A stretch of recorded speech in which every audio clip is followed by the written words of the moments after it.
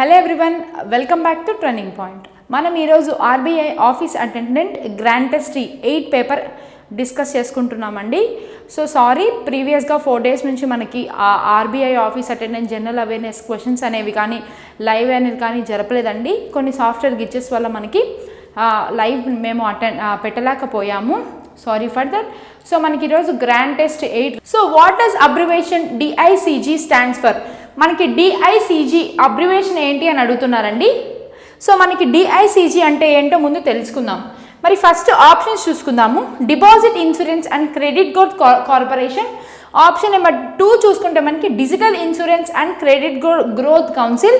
Option 3 చూసుకుంటే మనకి deposit investment credit guarantee council అండి. మరి 4th ఆప్షన్ చూసుకుంటే మనకి develop insurance credit guarantee corporation. మరి 5th ఆప్షన్ చూసుకుంటే మనకి deposit insurance and credit guarantee corporation అండి. మనకి ఓవరాల్గా డిఐసిజిసి అబ్రివేషన్ ఏంటి అంటే deposit insurance and credit growth corporation అండి. మనకి ఇది ఒక బ్యాంక్. మనకి ఈ బ్యాంక్లో అప్ టు 5 lakhs ఇన్సూరెన్స్ అనేది ఎవ్రీ హ్యూమన్కి ఇవ్వడానికి ఛాన్సెస్ అనేవి ఉన్నాయి. సో మనకి 5 lakhs లోన్ అనేది ఈ బ్యాంక్లో ఇన్సూరెన్స్గా ఇవ్వడం జరుగుతుందండి. సో ఆప్షన్ నెంబర్ 1 అనేది మనకి కరెక్ట్ ఆన్సర్ అండి. మరి నెక్స్ట్ క్వశ్చన్ చూసేద్దాం. సో మరి నెక్స్ట్ క్వశ్చన్ చూస్తే ద 3 pillars ఆఫ్ కర్తవ్య framework do not include which of the following? మనకి కర్తవ్య ఫ్రేమ్వర్క్లో ఇంక్లూడ్ కానిది ఏంది అని అడుగుతున్నారండి. ఆన్సర్ తెలిసిన వాళ్ళు కమెంట్ చేయడానికి ట్రై చేయండి. మరి ఆప్షన్స్ చూసుకుంటే మనకి accelerate sustainable economic growth, strengthen agriculture subsidy distribution, fulfill aspirations and build capacity, inclusive development of सबक साथ सबका विकास. మరియు 5th ఆప్షన్ చూసుకుంటే మనకి నన్ ఆఫ్ దిస్ అండి. మనకి కర్తవ్య ఫ్రేమ్వర్క్లో ఇంక్లూడ్ కానిది ఏంది అని అడుగుతున్నారండి. నార్మల్గా మనకి కర్తవ్య అనేది ఏంటంటే కర్మయోగి భాగం కిందనే మనకి కర్తవ్య ఈ ఫ్రేమ్వర్క్ అనేది కూడా వస్తుంది. సో మనకి ఇది మామూలుగా సివిల్ సర్వెంట్స్ యొక్క కెపాసిటీ, వాళ్ళు చేసే వర్కింగ్ దాన్ని బట్టి ఈ కర్తవ్య అనేది డిజైన్ చేయడం జరిగిందండి. ఇది ఆల్ అబౌట్ ఎంప్లాయీస్ కోసం డిజైన్ చేసిన స్కీము. సో మనకి దీంట్లో రిలేట్ కానిది ఎవరు అంటే ఆప్షన్ నెంబర్ 2 అండి, స్ట్రెంగ్థెన్ అగ్రికల్చర్ సబ్సిడీ డిస్ట్రిబ్యూషన్. మనకి అగ్రికల్చర్ గురించి ఈ కర్తవ్య ఫ్రేమ్వర్క్లో రాదు కాబట్టి ఆప్షన్ నెంబర్ 2 అనేది మనకి కరెక్ట్ ఆన్సర్ అండి. సో మరి 3rd క్వశ్చన్ చూసుకుంటే the validity of GI tag in India. మన జిఐ ట్యాగ్ వ్యాలిడిటీ ఎంత ఇండియాలో అని అడుగుతున్నారండి. సో మరి ఆప్షన్ చూసుకుంటే మనకి 5 years, 7 years, 10 years, life time మరియు 3 years అండి. ఎన్ని ఇయర్స్ మనకి ఈ జిఐ ట్యాగ్ వ్యాలిడిటీ ఉంటుంది ఒక ప్రోడక్ట్ మీద అంటే ఎవ్రీ 10 yearsకి ఒకసారి మనం రెన్యువల్ చేసుకోవాల్సింది వస్తుందండి. ఆ ప్రోడక్ట్ ప్రతి 10 సంవత్సరాలకు ఒకసారి రెన్యువల్ చేసుకొని దాన్ని అప్గ్రేడ్ చేసుకుంటూ ఉండాలి ఆ జిఐ ట్యాగ్ని. సో మనకి ఇది 3rd క్వశ్చన్. ఆప్షన్ నెంబర్ 3 అనేది కరెక్ట్ ఆన్సర్ అండి. మరి నెక్స్ట్ క్వశ్చన్ చూసేద్దాం. Which Ramsar site is associated with the largest inland saline lake of India? మనకి ఏ రామ్సార్ సైట్లో మనకి లార్జెస్ట్ సలైన్ అంటే సాల్ట్ ఉంటుందండి ఆ వాటర్లో. ఆ వాటర్ అనేది ఆ లేక్ అనేది ఎక్కడుంది అని అడుగుతున్నారు. సో ఆప్షన్స్ చూసుకుంటే మనకి Pulicat lake, Sambhar lake, Nal Sarovar lake, Wular lake మరియు దాల్ లేక్ అండి. అది ఏ లేక్లో మనకి ఎక్కువ లార్జెస్ట్ ఇన్లాండ్ సలైన్ అంటే మనకి ఉప్పు శాతం కలిగి ఉన్న లేక్ ఏది అంటే మనకి సాంబార్ లేక్ అండి. ఈ సాంబార్ లేక్ అనేది మనకి 1990లో రామ్సార్ సైట్ కిందకి యాడ్ చేసుకోవడం జరిగిందండి. సో మనకి ఆల్మోస్ట్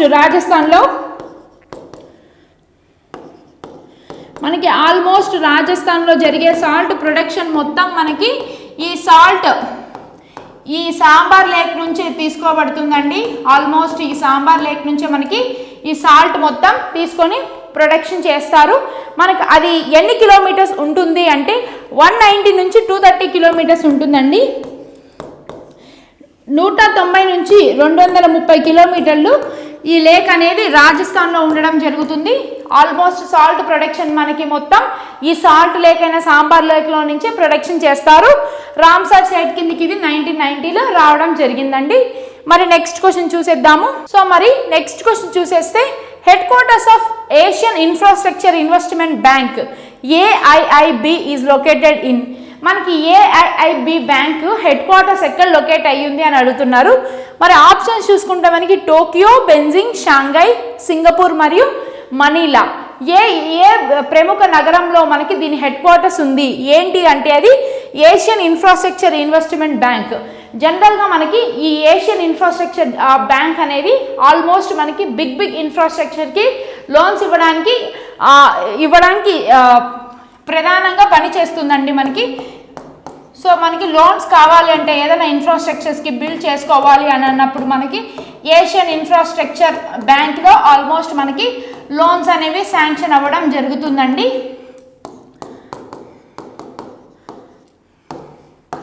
ఇన్ఫ్రాస్ట్రక్చర్ లోన్స్ అనేవి మనకి ఈ బ్యాంక్లోనే ఇస్తారు. ఆల్మోస్ట్ మనకి 100+ కంట్రీస్లో దీని బ్రాంచెస్ అనేవి ఉన్నాయి. 100+ కంట్రీస్లో మనకి ఈ ఏషియన్ బ్యాంక్ ఒక బ్రాంచెస్ అనేవి ఉన్నాయండి. సో మనకి ఈ బ్యాంక్ అనేది ఎక్కడ ఉంది అంటే ఇది చైనా కంట్రీకి సంబంధించిన బెజింగ్లో మనకి దీని హెడ్ క్వార్టర్స్ అనేది ఉందండి ఈ బ్యాంక్. సో మనకి ఈ బ్యాంక్ మనకి 2016లో మొదలు పెట్టడం జరిగింది. 2016లో మనకు ఈ బ్యాంక్ని మొదలు పెట్టడం జరిగిందండి. ఆల్మోస్ట్ 100+ కంట్రీస్లో ఈ బ్యాంక్కి తన బ్రాంచెస్ అనేవి ఉన్నాయి. సో ఇది మనకి 5th క్వశ్చన్ ఒక డీటెయిల్ ఇన్ఫర్మేషన్ అండి. సో మరి నెక్స్ట్ క్వశ్చన్ చూసేద్దాము. RBI derives power to regulate banks under which act? మనకి ఆర్బీఐ బ్యాంక్ గురించి రెగ్యులేట్ చేస్తుంది కదండి, అది ఏ యాక్ట్ ద్వారా రెగ్యులేట్ చేస్తుంది అని అడుగుతున్నారు. మరి ఆప్షన్ చూసుకుంటే మనకి RBI act 1934, companies act, banking regulation act 1949, FEMA 1999, government of act India 1935. మనకి ఏ యాక్ట్ ద్వారా ఆర్బీఐ రెగ్యులేట్ చేస్తుంది అన్ని బ్యాంక్స్ని అని అడుగుతున్నారు. సో మరి ఆప్షన్ నెంబర్ 3 అండి, బ్యాంకింగ్ రెగ్యులేషన్ యాక్ట్ 1949 నుంచి మనకి అన్ని బ్యాంకులను రెగ్యులేట్ చేయడం జరుగుతుందండి ఆర్బీఐ కిందకి. సో మనకి ఆప్షన్ నెంబర్ 3 అనేది కరెక్ట్ ఆన్సర్ అండి. మరి నెక్స్ట్ క్వశ్చన్ చూసేద్దాము. Which temple is popularly known as golden temple of south?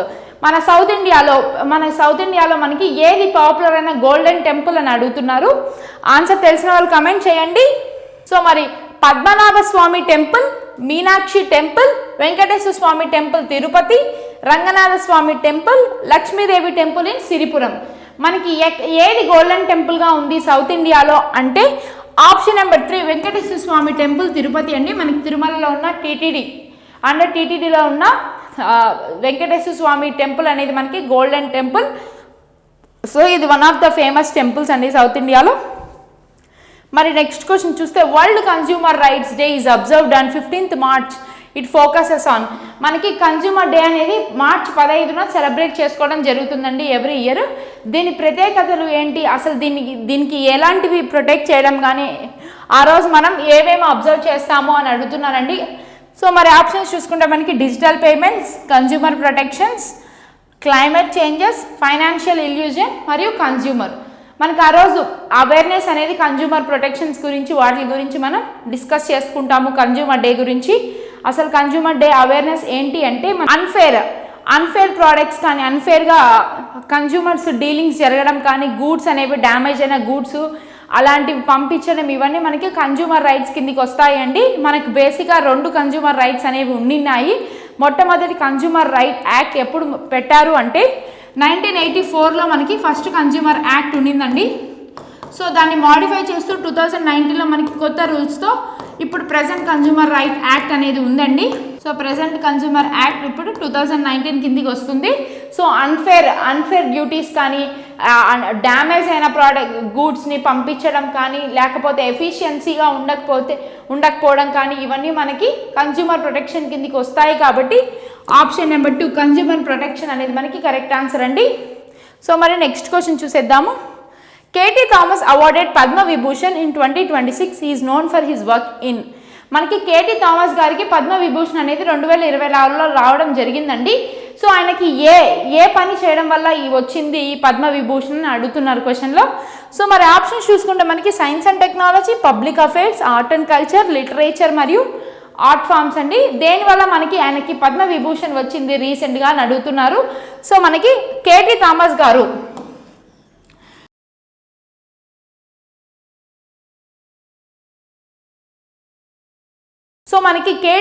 గారు సుప్రీంకోర్టు జడ్జిగా ఉండినాడని. 1999 నుంచి 2002 వరకు ఈయన సుప్రీంకోర్టు జడ్జిగా వ్యవహరించడం జరిగింది.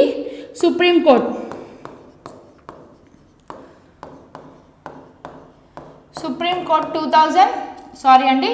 సుప్రీంకోర్టులో మనకి 1999 నుంచి 2002 వరకు ఈయన జడ్జిగా పని చేయడం కూడా జరిగిందండి కేటీ థామస్ గారు. ఈయన మనకి క్రిమినల్ మరియు కాన్స్టిట్యూషనల్ లాస్ మీద పోరాడే ఒక లాయర్గా జడ్జిగా మనకి చాలా ఫేమస్ అండి. సో ఈయనకి పబ్లిక్ అఫైర్స్ కోటా కింద మనకి పద్మవిభూషణ్ అనేది ఇవ్వడం జరిగింది. సో మనకి ఆప్షన్ నెంబర్ 2 అనేది కరెక్ట్ ఆన్సర్ అండి. మరి నెక్స్ట్ క్వశ్చన్ చూసేద్దాము. Stand up India scheme mandates banks to provide loans to. మనకి స్టాండప్ ఇండియా అనే స్కీమ్ కింద మనకి బ్యాంక్స్ అనేవి మ్యాండేటరీగా ప్రొవైడ్ చేసే లోన్స్ ఎవరికి ప్రొవైడ్ చేయాలి మ్యాండేటరీగా అని అడుగుతున్నారండి.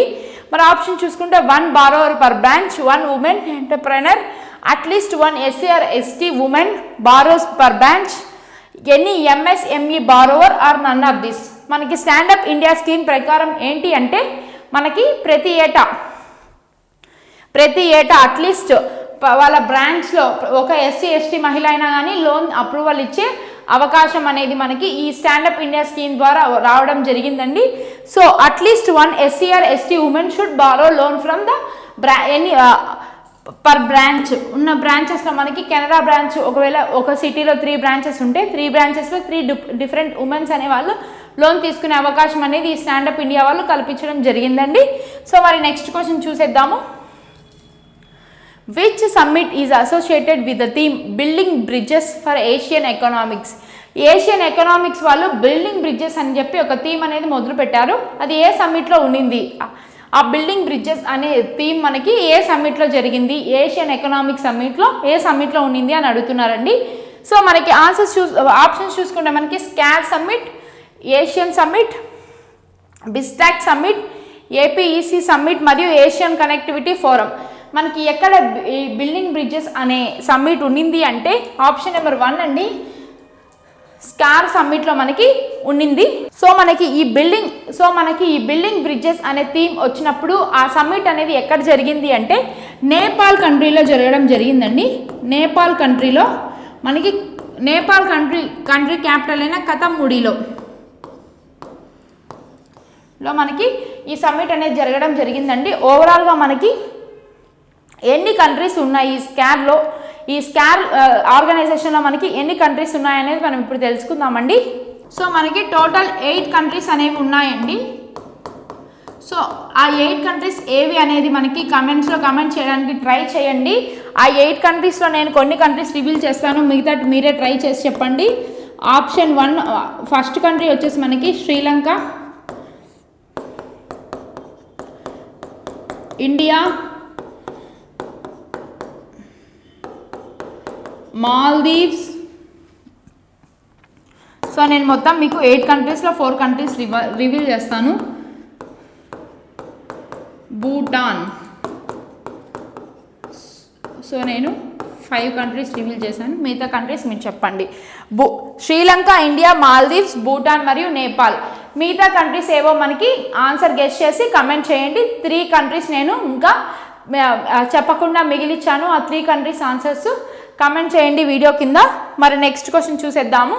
Which country top the sustainable development report 2025 రిపోర్ట్లో మనకి సస్టైనబుల్ డెవలప్మెంట్ కంట్రీ కింద ఏ కంట్రీ వచ్చింది అని అడుగుతున్నారండి. సో మరి ఆప్షన్స్ చూసుకుంటే మనకి స్వీడన్, ఫిన్లాండ్, డెన్మార్క్, స్విట్జర్లాండ్ మరియు ఇండియా.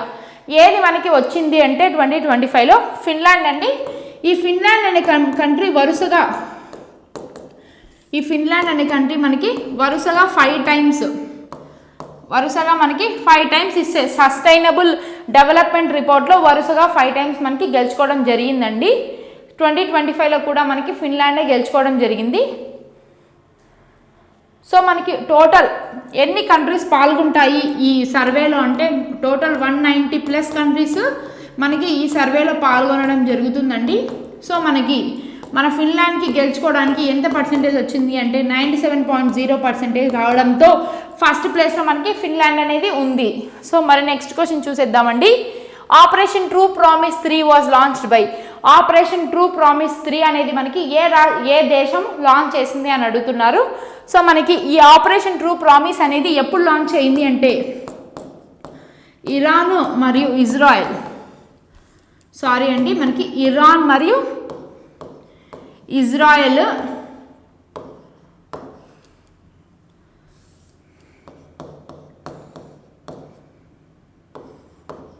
ఇరాన్ మరియు ఇజ్రాయిల్ వార్ జరిగేటప్పుడు మనకి ఈ ఆపరేషన్ ట్రూ ప్రామిస్ 3 అనేది నిర్వహించబడిందండి. ఏ కంట్రీ నిర్వహించారు ఈ ఆపరేషన్ ట్రూ ప్రామిస్ అంటే ఇరాన్ అండి. ఇరాన్ వాళ్ళు లాంచ్ చేయడం జరిగింది ఈ ఆపరేషన్ అనేది.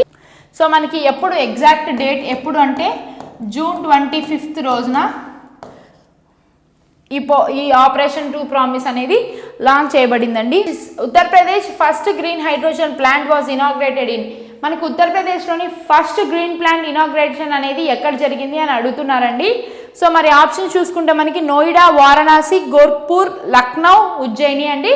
ఎక్కడ మనకి లాంచ్ అయింది ఫస్ట్ గ్రీన్ హైడ్రోజన్ ప్లాంట్ అంటే ఆప్షన్ నెంబర్ 3 అండి, గోరఖ్పూర్లో మనకి లాంచ్ చేయడం జరిగింది. ఇది మనకి ఆగస్ట్ 2025లో లాంచ్ చేశారు అండి. ఎవరంటే మనకి యూపీ సీఎం అయిన యోగి ఆదిత్యనాథ్ గారు అండి. యోగి ఆదిత్యనాథ్ గారు మనకి ఈ ప్రోగ్రామ్ అనేది లాంచ్ చేయడం జరిగింది, యూపీ చీఫ్ మినిస్టర్. సో మరి next question, Ukraine tested it's fast long range cruise missile named, మనకి యుక్రెయిన్ వాళ్ళు ఫాస్టెస్ట్ లాంగ్ మిసైల్ని లాంచ్ చేయడం జరిగిందండి. దాని పేరు ఏంటి అని అడుగుతున్నారు. మరి ఆప్షన్స్ చూసుకుంటే మనకి Neptune, Falcon, flamingo, storm shadow మరియు విక్రమ్ అండి. సో దాని ప్రకారంగా చూసుకుంటే మనకి ఉక్రెయిన్ రిలీజ్ చేసిన మిసైల్ పేరు ఏంటి అంటే మనకి ఫ్లెమింగో అండి. ఈ ఫ్లెమింగో అనే దాన్ని మనం FP5గా కూడా పిలుస్తాము. ఆల్మోస్ట్ మనకి ఈ మిసైల్ అనేది 3000 కిలోమీటర్స్ వరకు వెళ్తుందండి. దీని బరువు మనకి 1195 కేజీస్ అనేది మనకి దీని బరువు ఉంటుంది. ఈ మిసైల్ బరువు మనకి FP5 అనే నిక్ నేమ్తో కూడా పిలుస్తారు ఈ మిసైల్ని. ఆప్షన్ నెంబర్ 3 ఫ్లెమింగో అనేది కరెక్ట్ ఆన్సర్ అండి. సో మరి నెక్స్ట్ క్వశ్చన్ చూసేద్దాము. Which film own the best award at 71st national film awards 2025, 2025లో మనకి ఏ మూవీ అనేది బెస్ట్ అవార్డ్ని గెలుచుకుంది, బెస్ట్ ఫిలిం అవార్డ్ని గెలుచుకుంది అని అడుగుతున్నారండి. 71st నేషనల్ అవార్డ్స్లో మనకి ఆప్షన్స్ చూసుకుంటే మనకి జవాన్, కతల్, 12th fail, the Kerala story మరియు కాంతారా అండి. ఏది గెలుచుకుంది అంటే ఆప్షన్ నెంబర్ 3 12th ఫెయిల్ అండి. ఈ 12th ఫెయిల్ అనే మూవీ ఏంటి అంటే మనకి ఆల్మోస్ట్ అందరూ చూసే ఉంటారు. ఈ 12th ఫెయిల్ అనేది ఒక చాలా చిన్న విలేజ్ నుంచి ఒక అబ్బాయి రావడం, ఆ అబ్బాయి మనకి ఒక గవర్నమెంట్ జాబ్ తెచ్చుకోవాలన్న ఎయిమ్తో మనకి ఒక సిటీకి వచ్చి ఎలా కష్టపడి యూపీఎస్సీని క్రాక్ చేసి ఒక IAS అయ్యాడు అనేది మనకు ఈ స్టోరీ యొక్క సారాంశం అండి. సో మనకి 12th ఫెయిల్ అనేది ఒక రియల్ IAS స్టోరీ అని కూడా చెప్పడం జరిగింది ఆ మూవీలో. సో ఆప్షన్ నెంబర్ 3 అనేది మనకి కరెక్ట్ ఆన్సర్ అండి. మరి నెక్స్ట్ క్వశ్చన్ చూసేస్తే the Indra 2025 military exercise between India and Russia were conducted to enhance, మనకి మిలిటరీ ఎక్సర్సైజ్ ఇందిరా 2025 జరగడం జరిగిందండి. అది మనకి ఇండియా శ్రీలంక మధ్య జరిగింది. అది జరగడం వల్ల మనకి ఏం ఇంప్రూవ్ అవుతుంది అని అడుగుతున్నారు. సో మరి ఆప్షన్స్ చూసుకుంటే మనకి naval warfare capability, cyber security, corporation, counter terrorism coordination and modern welfare skills, space defence corporation and all the above అండి. మనకి దీనివల్ల ఎటువంటి లాభాలు కలిగాయి అని అడుగుతున్నారు. సో మనకి ఎటువంటి లాభాలు కలిగాయి అంటే counter terrorism coordination and modern welfare skills, మనకి ఈ ఎక్సర్సైజ్ మొదలు పెట్టడానికి ఇండియాకి మరియు రష్యాకి జరిగింది. సో కౌంటర్ టెర్రరిజం కోఆర్డినేషన్ కోసం కానీ లేకపోతే వెల్ఫేర్ స్కిల్స్ కోసం కానీ మనకి ఇది అనేది జరగడం జరిగిందండి. మరి నెక్స్ట్ క్వశ్చన్ చూసేద్దాము. At which port in Tamil Nadu was India's first port based green hydrogen, at which port in Tamil Nadu was India's first port based green hydrogen pilot project recently inaugurated, మనకి రీసెంట్గా ఇనాగ్రేట్ అయిన గ్రీన్ హైడ్రోజన్ అది మనకి port based green hydrogen pilot project అనేది ఎక్కడ launch అయింది అని అడుగుతున్నారండి. ఏ పోర్ట్లో లాంచ్ అయిందని. సో మనకి ఏ పోర్ట్లో లాంచ్ కావడం జరిగింది ఆ ప్రాజెక్ట్ అంటే ఈ ప్రాజెక్ట్ మనకి సెప్టెంబర్ 2025లో లాంచ్ అయ్యిందండి. సో మనకి సెప్టెంబర్ 2025న ఈ ప్రోగ్రామ్ అనేది మనకి లాంచ్ అవ్వడం జరిగింది. ప్రాజెక్ట్ ఎక్కడ అంటే వివో చిదంబరం పోర్ట్లో మనకి ఈ ప్రాజెక్ట్ అనేది లాంచ్ కావడం జరిగిందండి.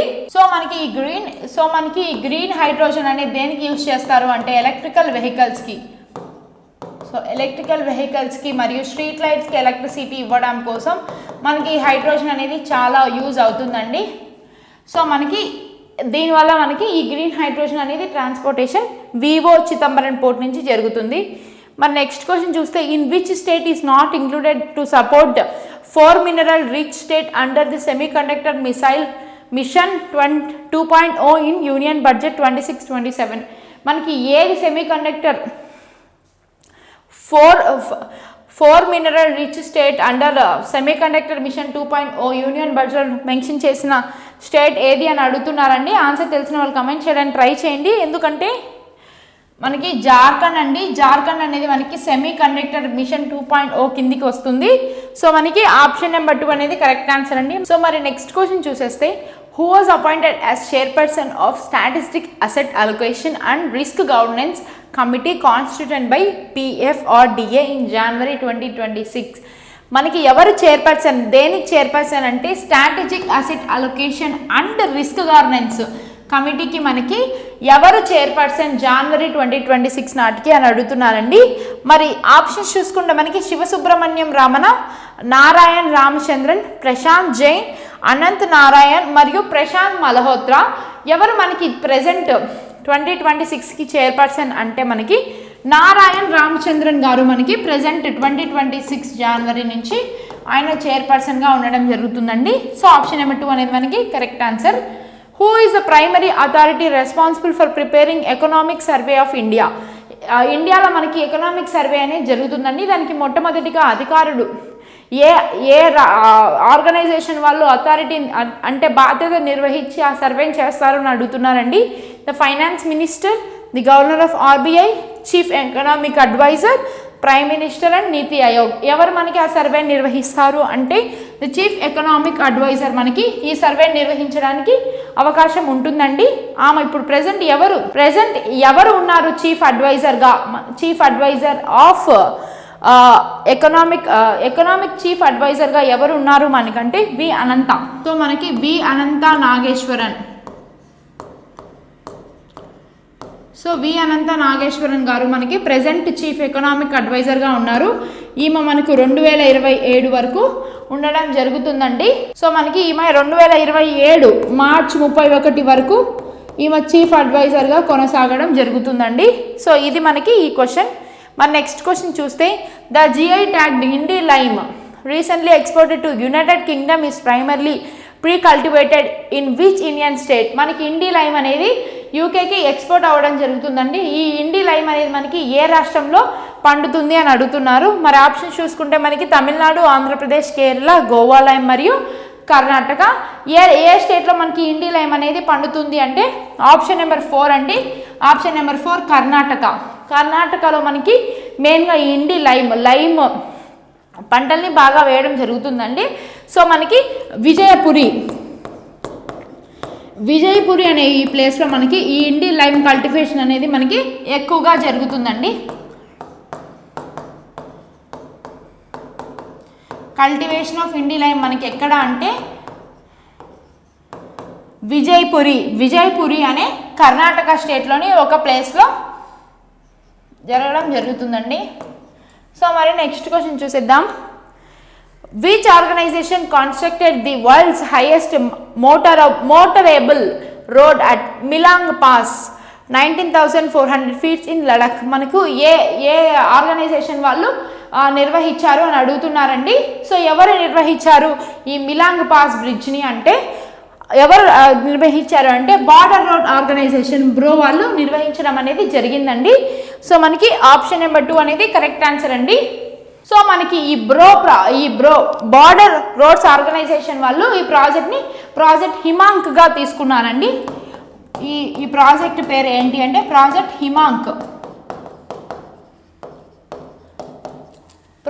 హిమాంక్ అండి ఇది. సో మనకి ఆప్షన్ నెంబర్ 2 అనేది కరెక్ట్ ఆన్సర్ అండి. నెక్స్ట్ క్వశ్చన్ చూస్తే which British prime minister has joined Microsoft and entrepreneur as a senior adviser? మనకి ఏ ప్రైమ్ మినిస్టర్ మనకి మైక్రోసాఫ్ట్కి మరియు ఆంట్రోపిక్కి సీనియర్ అడ్వైజర్గా జాయిన్ అయ్యారు అంటే మనకి ఆప్షన్ చూసుకుంటే మనకి బోరిస్ జాన్సన్, తెరెసా మే, రిషి సునక్, డేవిడ్ క్యామరూన్ మరియు ఆలివర్ విట్జర్. సో మనకి ఎవరు జాయిన్ అయ్యారు అంటే ఆప్షన్ నెంబర్ 3 అంటే రిషి సునక్ గారు మనకి జాయిన్ అవ్వడం జరిగింది. సో మరి నెక్స్ట్ నెక్స్ట్ క్వశ్చన్ చూసేస్తే who has been appointed as the union minister of health and family welfare first ever mental health ambassador గా మనకి ఎవరిని ఎంచుకున్నారు అని అడుగుతున్నారండి. ఆప్షన్స్ చూసుకుంటే మనకి ప్రియాంక చోప్రా, దీపికా పడుకోనే, ఆలియా భట్, కత్రినా కైఫ్ మరియు కరీనా కపూర్ అండి. ఎవరిని మనకి బ్రాండ్ అంబాసిడర్ గా మెంటల్ హెల్త్ కి ఎంచుకున్నారు అంటే ఆప్షన్ నెంబర్ 2 అండి. మనకి దీపికా పడుకోనే గారికి మనకి మెంటల్ హెల్త్ కి బ్రాండ్ అంబాసిడర్ గా తీసుకోవడం జరిగింది. సో ఆప్షన్ నెంబర్ 2 అనేది మనకి కరెక్ట్ ఆన్సర్. మరి నెక్స్ట్ క్వశ్చన్ చూసేద్దాము. How many communities were recommended for ST status in Assam? మనకి అస్సాంలో మనకి ఎన్ని కమ్యూనిటీస్ కి ఎస్టీ స్టేట్ ఇచ్చారు అని అడుగుతున్నారండి. సో మనకి ఆప్షన్ చూసుకుంటే ఆప్షన్ నెంబర్ 4, 5, 6, 7 మరియు 8 అండి. ఎన్ని కమ్యూనిటీస్ కి మనకి ఎస్టీ స్టేటస్ ని ఇచ్చారు అంటే 6 కమ్యూనిటీస్ అండి. ఆ 6 కమ్యూనిటీస్ అనేవి ఏంటంటే మనం ఇప్పుడు చూసేద్దాము.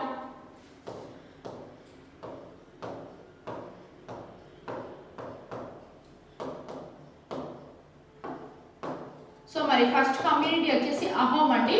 ఈ అహోం కమ్యూనిటీ వాళ్ళకి మనకి ఎస్టీ స్టేటస్ ని ఇవ్వడం జరిగింది. మరి నెక్స్ట్ చూసుకుంటే మట్కా అండి.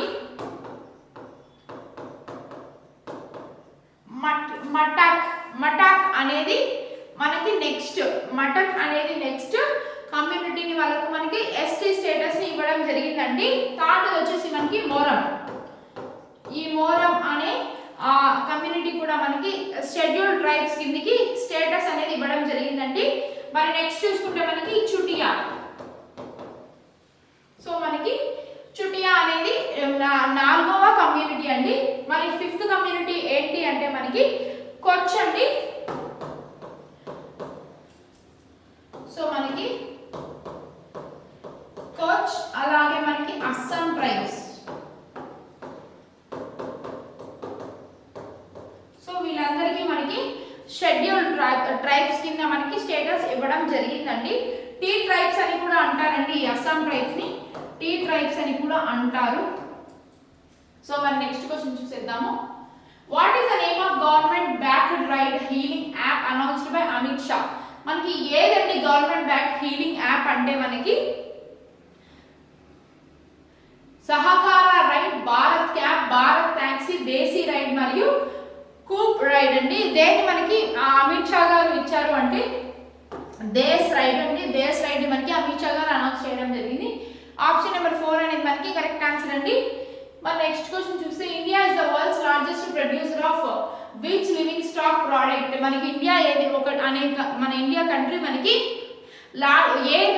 ఏ లివింగ్ స్టాక్ లో మనకి హైయెస్ట్ ప్రొడక్షన్ అంటున్నారంటే ఆప్షన్ చూసుకుంటే meet, eggs, wool, milk and vegetables అండి. ఏ లివింగ్ స్టాక్ మనకి లార్జెస్ట్ ప్రొడ్యూసర్ ఇండియా అంటే ఆప్షన్ నెంబర్ 4 మిల్క్ అండి. సో ఆప్షన్ నెంబర్ 4 అనేది మనకి కరెక్ట్ ఆన్సర్. సో ఇది ఇవాళ RBI office attendant grand test 8 MCQs discuss చేసుకున్నాము. ఇంకా ఏమైనా డౌట్స్ ఉంటే కమెంట్స్లో తెలపండి, రిప్లై ఇవ్వడానికి ట్రై చేస్తాము. థ్యాంక్ యూ అండి. Thank you and have a nice day.